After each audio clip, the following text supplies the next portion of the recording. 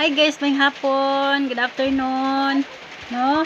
Welcome to my mini vlog. Ayan, habang po tayo ay kumakain ng saging sabay, ay magkikwentuhan po tayo mga bay. Ayan, kain tayo ng saging mga bay, mga kayaya.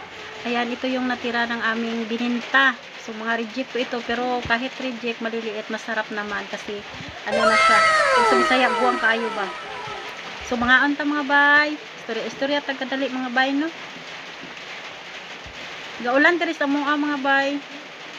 Pero hinay lang. Pero sige nag-ulan-ulan. Mabuhi na jud ni atong mga tanom. Init. Mga unta. Maayo kami mga bay.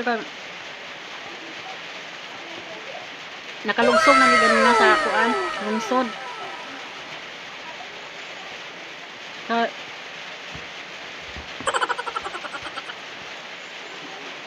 Nagkuha mi sa mga ako ang abono nga gipalit tumiaging adlaw.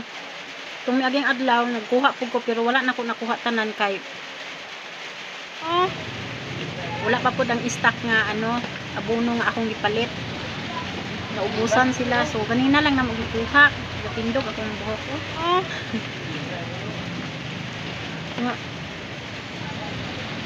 Nagkani ka wala man nabutag ulan. Pero gataligsik na. Makaron yung uwan na gyud. Pero hinay lang. Mura magmaubos na ko sa linya. Ako niya ingad to mi ganina nag-antipas sa lungsod, palit dayon mig kuan mga gamay nga grocery diri sa kong tindahan. Magsaya na ko. Yeah. Gamay raman akong halin, so moro ta akong gipaiguan, akong palit ko sa akong tindahan.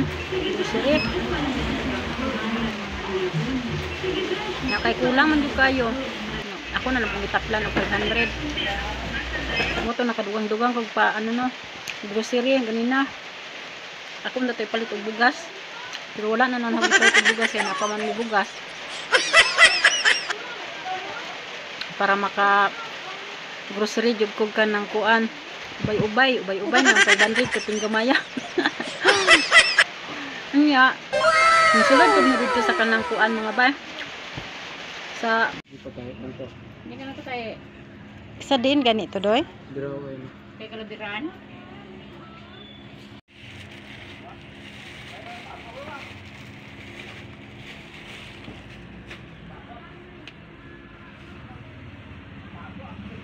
Man lang gihapon kung magpatahi. Mao man lang gihapon mga bay kung magpatahi ni. So mahal man gihapon parehas lang so nagpalit na lang ni ready-made oy na uniform. So puli na kami mga bay no.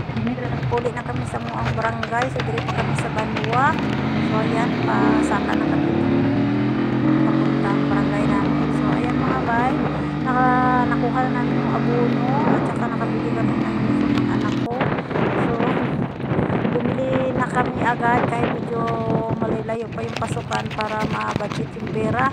Para sa pasukan na ay notebook na lang at saka yung ibang mga pangangailangan ang bibili. So dito na pala kami sa aming malapit sa aming bahay mga bay. Dumating na kami. Ayan. So dala rin namin ang aming sadya sa bayan yung abono kasi pag umulan na ay mag-aabono kami sa aming tanim na mais. So dito na ako sa aming kubo. Alas tatay mo be? So ayan bye, dito na kami sa aming maliit na tindahan. Sana nagustuhan yung aking video. Please like and share. Hanggang sa muli. Bye bye. Ingat.